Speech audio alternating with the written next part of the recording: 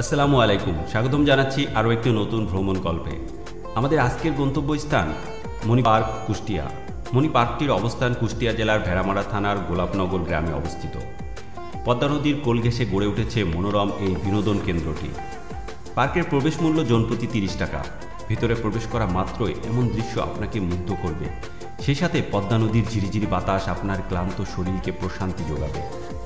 পদ্মা নদীর পার ঘেঁষে পার্কটি অবস্থিত হওয়াতে আপনি পদ্মার পাড়ে বসে এর সৌন্দর্য উপভোগ করতে পারবেন।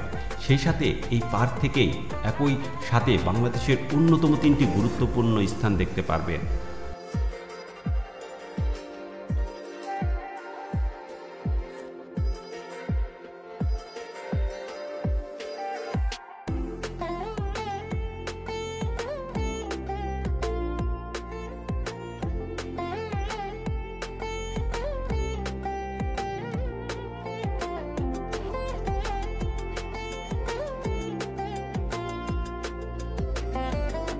আপনি এখানে বসেই দেখতে পারবেন বাংলাদেশের একমাত্র রূপপুর পারমাণবিক বিদ্যুৎ কেন্দ্র, 1000 বছরের পুরাতন হেডিঞ্জো ব্রিজ, সেই সাথে লালন শাহ সেতুর সৌন্দর্য।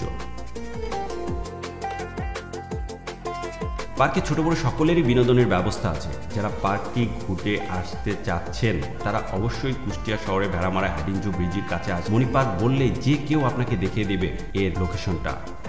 তাই আপনারা দেরি না করে এখনই চলে আসুন এই পদ্মার পাড়ের সুন্দর মনোরম পরিবেশে পার্কটি উপভোগ করার জন্য।